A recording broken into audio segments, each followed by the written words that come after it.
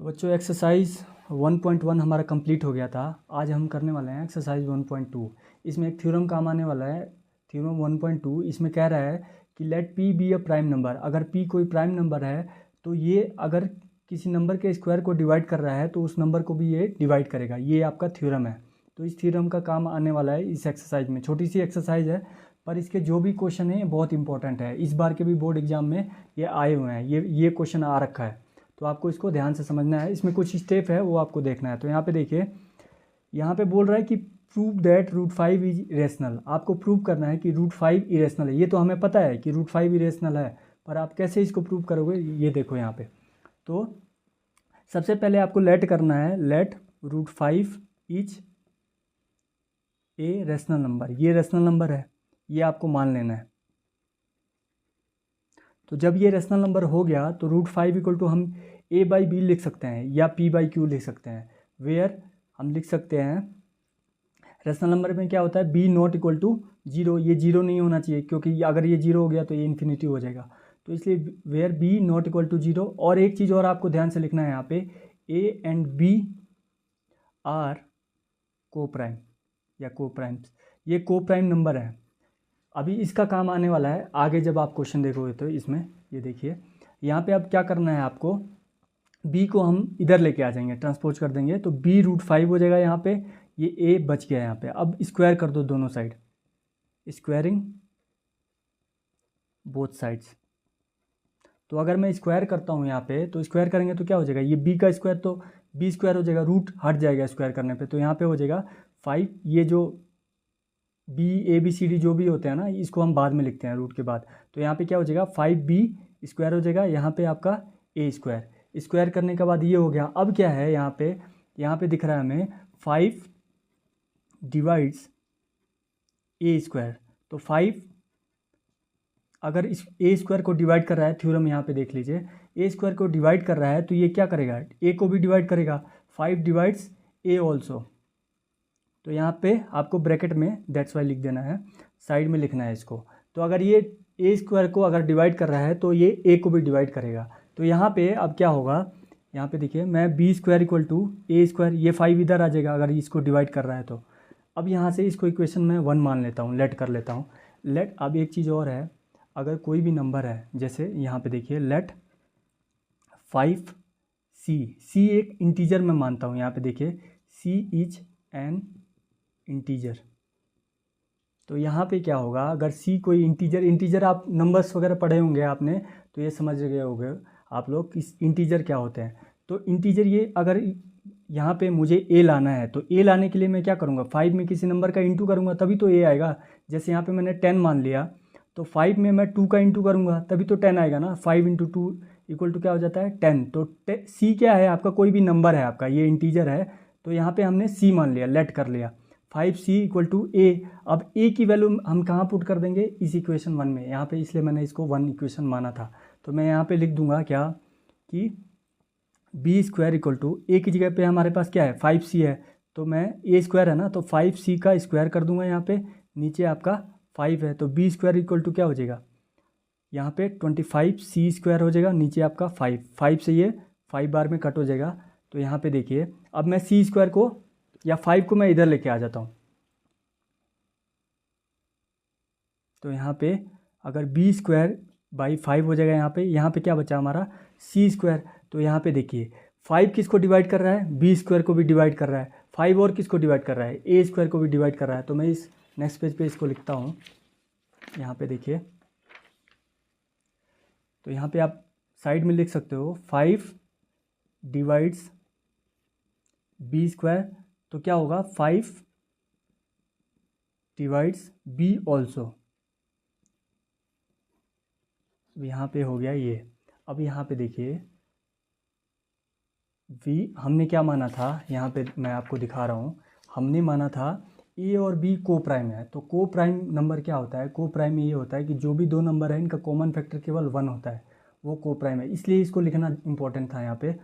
तो यहाँ पे हमने इसको को प्राइम माना है तो इसका कॉमन फैक्टर वन होगा, लेकिन यहाँ पे तो कॉमन फैक्टर दोनों का फाइव निकल गया। तो हियर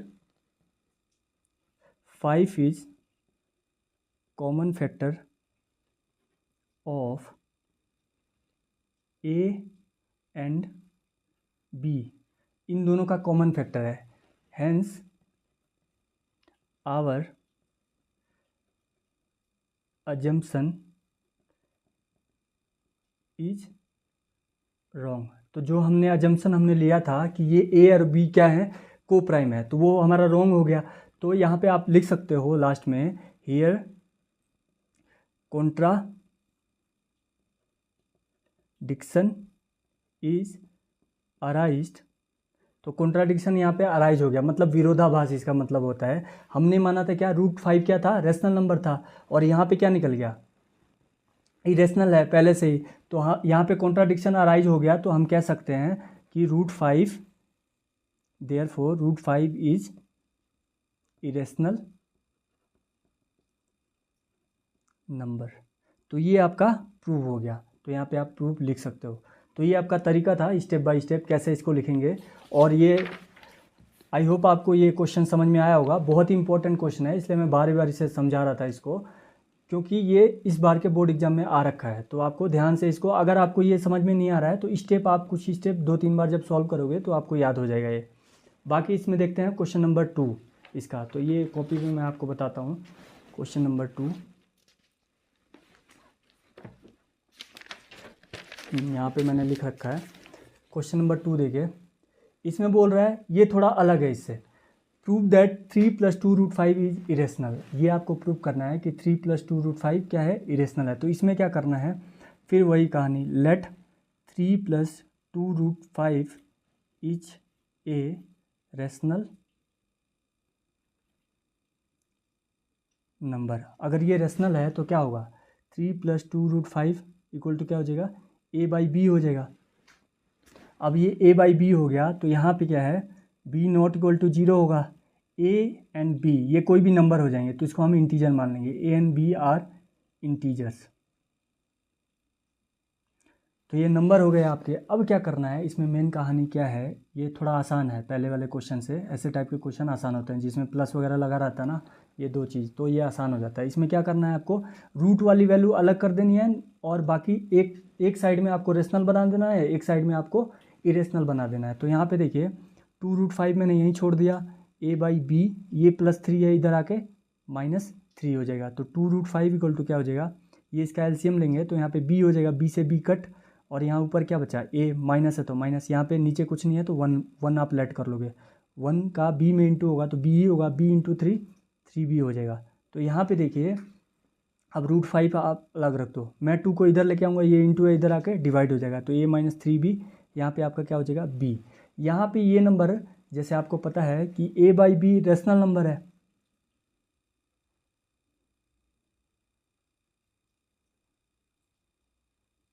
ये आपका रेशनल नंबर है। तो देन a - 3b/b, ये भी तो p/q के फॉर्म में है। ये पूरा नंबर क्या है, अगर आप कोई भी नंबर यहाँ से लेके सॉल्व करते हो तो ये p/q के फॉर्म में है, और ये 0 तो है नहीं, तो ये भी क्या हो गया, is also a rational number. हमने फर्स्ट क्वेश्चन में प्रूव कर दिया है कि √5 क्या है, ऐसे टाइप के क्वेश्चन क्या है, इरेशनल नंबर है। तो यहाँ पे इरेशनल हो गया, यहाँ पे रेशनल हो गया, तो यहाँ पे भी हमारा जम्पशन क्या हो गया, रॉन्ग हो गया। तो यहाँ पे हम कह सकते हैं या कॉन्ट्राडिक्शन अराइज हो गया। आप अपने वर्ड में भी लिख सकते हो, यहाँ पे √5 is, because √5 is a rational number, sorry irrational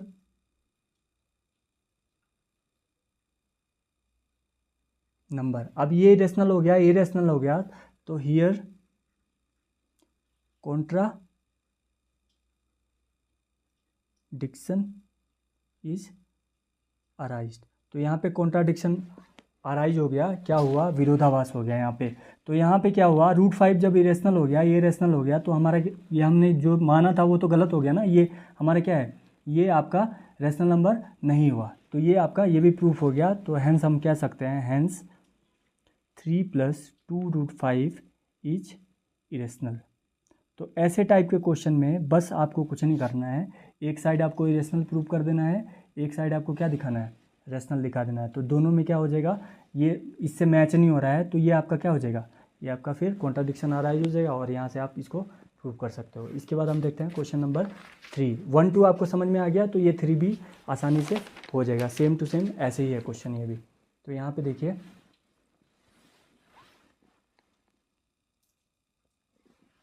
तो यहाँ पे हम देखते हैं क्वेश्चन नंबर 3। देखिए, prove that the following are irrational. ये सारे भी, इन सब को भी क्या प्रूव करना है, इरेशनल नंबर प्रूव करना है। तो यहाँ पे फर्स्ट में देखिए, लेट 1/√2 इज ए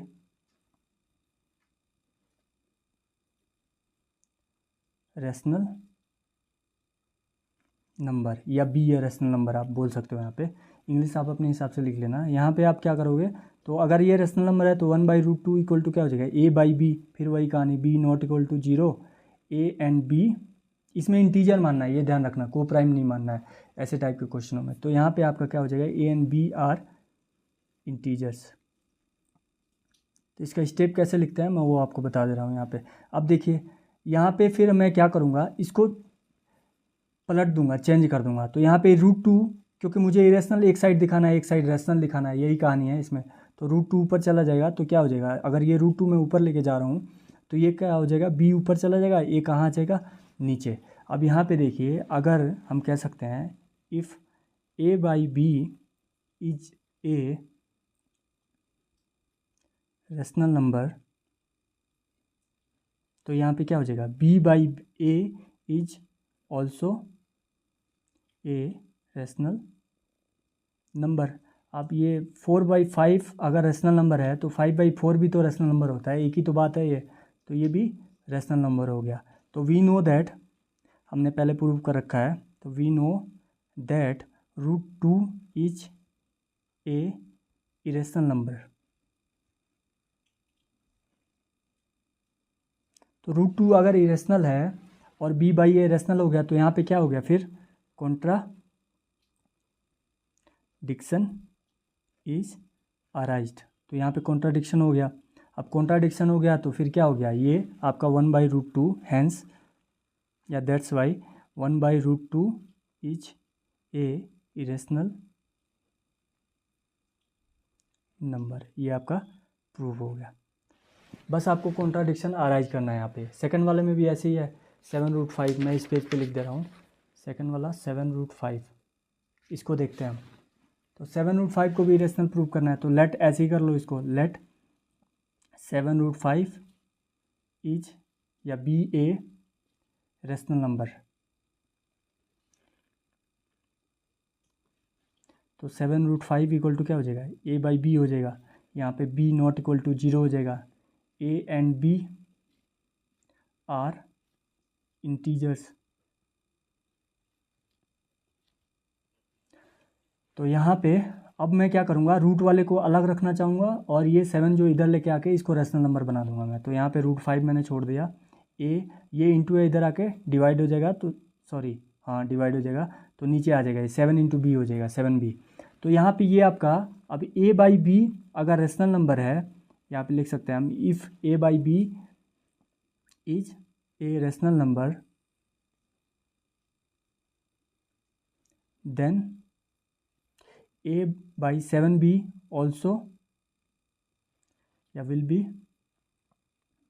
आप जो भी इंग्लिश लिखना चाहते हो लिख सकते हो, ऑल्सो ए रेशनल नंबर। तो ये भी आपका रेशनल नंबर हो जाएगा। तो ये अब हम जानते हैं, we know that √5 is irrational. तो यहाँ पे ये रेशनल हो गया, ये इरेशनल हो गया, कॉन्ट्राडिक्शन अराइज हो गया। तो यहाँ हम कह सकते हैं, तो हियर कॉन्ट्राडिक्शन इज अराइज्ड। तो यहाँ पे क्या कह सकते हैं, that's why 7√5 is a irrational number. तो ये आपका प्रूव हो गया। तो बाकी मैंने क्वेश्चन बहुत अच्छे से समझाए हैं आपको, आई होप समझ में आ रहे होंगे क्वेश्चन। इसके बाद थर्ड वाला देखिए, थर्ड वाला सेम टू सेम पहले वाले क्वेश्चन के जैसे है। थर्ड वाला क्वेश्चन क्या था आपका, थर्ड वाला है 6 + √2 को आपको इरेशनल प्रूव करना है। तो यहाँ पे इस पेज पे मैं बताता हूँ आपको, थर्ड वाले में है 6 + √2। इसको आपको क्या प्रूव करना है, इरेशनल। तो यहाँ पे फिर करना पड़ेगा let 6 + √2 be a rational number, उल्टा मानना है, बस वही करना है आपको यहाँ पे। तो अगर रेशनल नंबर हो गया तो 6 + √2 = क्या हो जाएगा, a/b, वही कहानी लिख लेना आप लोग। तो यहाँ पे √2 अलग छोड़ो, नंबर को लेके आओ इस साइड, ये 6 इधर लेके आऊँगा तो -6 हो जाएगा। यहाँ पे इसका एलसीएम लेते हैं तो b हो जाएगा, b से b कट, ऊपर a बचा माइनस, यहाँ पे 1 होता है, 1 × b तो 6b हो जाएगा। यहाँ पे √2 है आपका। अब जैसे ये हमने पहले प्रूव किया था, ये आपका रेशनल हो गया, ये नंबर इरेशनल, तो यहाँ पे कॉन्ट्राडिक्शन हो गया। जो स्टेप बताए थे मैंने पहले वाले क्वेश्चन में, वो आपको सेम टू सेम लिखना है यहाँ पे, तभी फुल मार्क्स मिलेंगे एग्जाम में। तो कॉन्ट्राडिक्शन इज अराइज्ड हो गया यहाँ पे, क्योंकि ये रेशनल हो गया, ये रेशनल हो गया, तो दोनों बराबर है ही नहीं, तो कॉन्ट्राडिक्शन होगा ही। तो यहाँ पे हम कह सकते हैं hence 6 + √2 is a irrational number.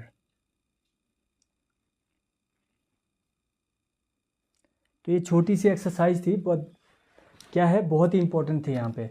ये इसके क्वेश्चन आते ही आते हैं, तो ये आपको ध्यान से पढ़ना है। अगर क्वेश्चन नहीं समझ में आ रहा है, ज़्यादा दिक्कत हो रही है आपको, तो 2-3 बार आप प्रैक्टिस करिए, ये क्वेश्चन आपको याद हो जाएगा। तो इसको बहुत ही इंपॉर्टेंट सोच के आपको पढ़ना है। बाकी अगर वीडियो पसंद आ रही है तो दोस्तों में आप शेयर करिए। Thank you.